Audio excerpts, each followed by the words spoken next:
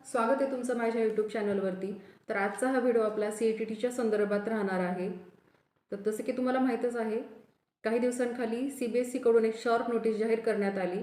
त्यामध्ये CETTची एक्झाम ही फेब्रुवारी महिन्यात घेण्यात येणार आहे आणि जे कोणी विद्यार्थी आणि शिक्षक CETTची तयारी करत आहेत त्यांना माहीतच असेल की 2025 मध्ये CETTची एक्झाम झाली नव्हती। मात्र आता हीच परीक्षा फेब्रुवारी 2026 मध्ये होणार आहे। तर कुठल्याही एक्झामची तयारी करण्याआधी सगळ्यात महत्त्वाचं असतं म्हणजे त्याचं प्रिपरेशन। तर याच गोष्टीवरती आजचा हा आपला व्हिडिओ राहणार आहे। तर व्हिडिओ शेवटपर्यंत नक्की पहा। व्हिडिओच्या शेवटी मी तुम्हाला काही टिप्स आणि ट्रिक्सही सांगणार आहे की जेणेकरून तुम्ही हा पेपर फर्स्ट अटेम्प्टमध्येच क्लिअर करू शकता। तर सुरुवातीला आपण या एक्झामचा पॅटर्न 150 मार्कांची असते। यामध्ये 90 मार्काचं पॅडागॉजी असतं। या परीक्षेचा कालावधी हा 150 मिनिटाचा म्हणजेच 2.5 तासाचा असतो। या परीक्षेमध्ये आपल्याला ते एक OMR शीट देतात। सर्व शिक्षक किंवा विद्यार्थ्यांना माहीत असेल OMR शीट म्हणजे काय, की त्याला आपण बॉल पेन किंवा ब्लॅक पेनने आपल्याला ते दिलेल्या वर्तुळांना रंगवायचं असतं। या परीक्षेमध्ये निगेटिव्ह मार्किंग नसते। आता पेपर 1 साठी कोणते विषय असतात हे आधी आपण पाहूयात। तर पेपर 1 साठी CDP, EVS, मॅथ, लँग्वेज 1 आणि लँग्वेज 2 असतात। जेव्हा तुम्ही हा परीक्षेचा फॉर्म भरता तेव्हा तुम्हाला लँग्वेज 1 ही निवडावी लागते आणि लँग्वेज 2 देखील निवडावी लागते। तर तिथे तुम्हाला जी हवी ती लँग्वेज निवडू शकता। CDP हे 30 मार्काला असतं, EVS हे 30 मार्काला असतं, मॅथ हे 30 मार्काला असतं, लँग्वेज 1 आणि लँग्वेज 2 हे प्रत्येकी 30-30 मार्काला असतं। म्हणजे टोटल हा 150 मार्कांचा पेपर असतो। CDP मधील 30 क्वेश्चनचा अभ्यास कसा करायचा, तर ते प्रश्न अतिशय लेंदी असतात। तिथे तुम्हाला टाइम मॅनेजमेंट करता आलं पाहिजे आणि तुमचे मेन म्हणजे कन्सेप्ट क्लिअर पाहिजे। याचा सिलेबस फॉलो करा आणि प्रत्येक टॉपिकचा तुमचा कन्सेप्ट हा क्लिअर असायला हवा, तरच तुम्ही हे प्रश्न अचूक पद्धतीने सोडवू शकता। EVS मध्ये देखील तुम्हाला 30 प्रश्न विचारलेले असतात। त्याच्यामध्ये 15 मार्काचं देखील पॅडागॉजी असतं। मग आता NCERTची जी वेबसाईट आहे त्यावर त्यांचे बुक्स अवेलेबल आहेत, त्यातून तुम्ही नोट्स काढू शकता किंवा कुठल्याही यूट्यूब प्लॅटफॉर्मवरून तुम्हाला त्याचे व्हिडिओ उपलब्ध होतील, ते व्हिडिओ तुम्ही पाहू शकता। मॅथमध्ये देखील मॅथ हे 30 मार्काला असतं। त्यामध्ये 15 मार्काला हे पॅडागॉजी आणि 15 मार्काला गणित विचारले जातात। तर पॅडागॉजीसाठी देखील तुम्ही कुठलेही यूट्यूब चॅनल फॉलो करू शकता आणि त्याच्यावर तुम्ही अभ्यास करू शकता। लँग्वेज 1 ही मराठी आणि लँग्वेज 2 जर तुम्ही हिंदी निवडली असेल तर तिथे मात्र तुम्हाला 2 मार्काला हे गद्य पद्य आणि 15 मार्काला पॅडागॉजीचे प्रश्न विचारले जातात। आता यामध्ये तुमचे मार्क कुठे वाढू शकतात, जर तुम्ही लँग्वेज 1 ही मराठी घेतली आणि लँग्वेज 2 ही हिंदी घेतली तर बऱ्याच वेळा हे दोन्ही लँग्वेजमधील जे पॅडागॉजी असतं ते सारखंच असतं। त्यामुळे तुम्ही एका जरी विषयाचा अभ्यास जर केला, एका जरी विषयाचा पॅडागॉजीचा अभ्यास तुम्ही जर व्यवस्थितपणे केला तर तुम्हाला दुसऱ्या विषयाचा पॅडागॉजीचा अभ्यास करण्याची गरज पडत नाही। तर तिथे तुमचा स्कोर हा वाढू शकतो। तर आता पेपरला जाण्याआधी चुका काय करायच्या नाहीत आणि काय टाळलं पाहिजे आपण, तर पाठांतर अजिबात करायचं नाहीये। सर्वप्रथम परीक्षेचा जो सिलेबस आहे तो सिलेबस सविस्तर त्याची एक नोट्स तयार करा, त्या सिलेबसनुसार अभ्यास करा, सर्व कन्सेप्ट क्लिअर करून घ्या, पाठांतर करू नका। प्रश्न खूप लेंदी असतात, त्याच्यामुळं पटापट तुमचं वाचन जर चांगलं असेल तर पटापट प्रश्न वाचा, काळजीपूर्वक प्रश्न वाचा आणि मगच त्यांचे उत्तरं गोल करा।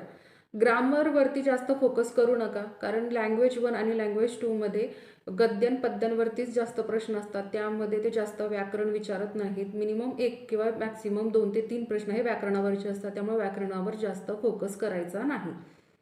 तर आता याच्यामध्ये मी कशा पद्धतीने अभ्यास केला किंवा मी कसं प्रिपरेशन केलं हे तुमच्यासोबत मी आता शेअर करणार आहे।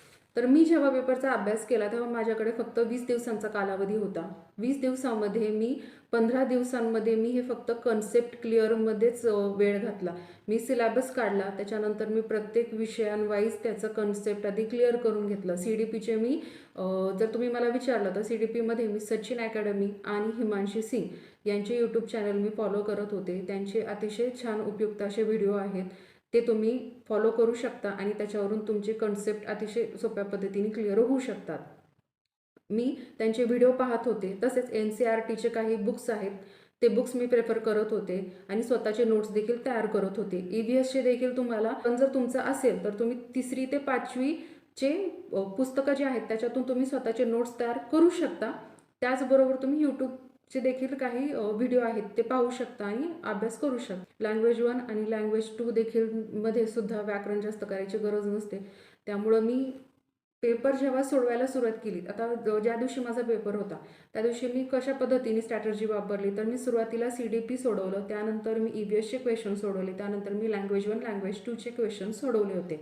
त्यानंतर सगळ्यात शेवटी मी मॅथच्या सब्जेक्टकडे आले होते, कारण मॅथच्या सब्जेक्टमध्ये जे गणितं विचारतात त्याला आपला वेळ जास्त जाऊ शकतो, म्हणून मी तिथं हा विषय सगळ्यात शेवटी ठेवला होता. आणि सगळ्यात जास्त वेळ खाऊ जर कोणता सब्जेक्ट असेल तर लँग्वेज 1 आणि लँग्वेज 2 आहे. लँग्वेज 1मध्ये जर तुम्हाला 2 पद्य विचारले तर बऱ्याच वेळा ते एक पेजेसचे पद्य विचारतात, तिथे आपल्याला वाचायला वेळ जातो, त्यानंतर त्याच्यावरचे प्रश्न सोडवायला वेळ जातो. त्यामुळे इथे तुम्हाला टाईम मॅनेजमेंट करता आलं पाहिजे आणि हा सगळ्यात इम्पॉर्टंट पार्ट आहे या परीक्षेचा, की तुम्हाला अभ्यासाबरोबरच टाईम मॅनेजमेंटही करता आलं पाहिजे, नुसता अभ्यास करून चालणार नाही आहे. त्याचबरोबर सगळ्यात महत्त्वाचं म्हणजे आता की टिप्स. तर बऱ्याच वेळा काय होतं, ते प्रिव्हियस इयरचे जे क्वेश्चन पेपर असतात त्यामधून ते आपल्याला क्वेश्चन विचारतात, फक्त त्या क्वेश्चन्समध्ये ते शब्दांचा काहीतरी खेळ करतात. जर तुमचे कन्सेप्ट क्लिअर असेल तर तुम्ही ते प्रश्न अगदी सोप्या पद्धतीने लगेच वाचलं की सोडवू शकता. त्यामुळे प्रिव्हियस इयरच्या क्वेश्चन पेपरचं प्रॅक्टिस ही जास्त तुम्ही करायला हवी. त्याचबरोबर मी CETTचे जे वेबसाईट आहेत तिथे तुम्हाला जर प्रिव्हियस इयरचे क्वेश्चन पेपर हवे असतील तर तिथे तुम्हाला ते अवेलेबल होतील, तुम्ही तिथून डाउनलोड करू शकता आणि त्यांची प्रॅक्टिस करा. माझ्याकडे जे 20 दिवसाचा कालावधी होता त्याच्यामध्ये मी मात्र 15 दिवसांमध्ये माझा सिलेबस काढला. सिलेबस नंतर मी माझे सगळे कन्सेप्ट क्लिअर करून घेतले.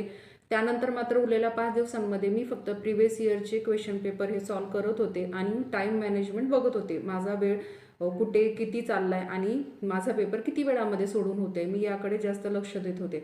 तर तुम्हाला अभ्यासाबरोबरच टाईम मॅनेजमेंटही जमलं पाहिजे. या परीक्षेमध्येही सगळ्यात महत्त्वाचे हे 2 पॉईंट आहेत.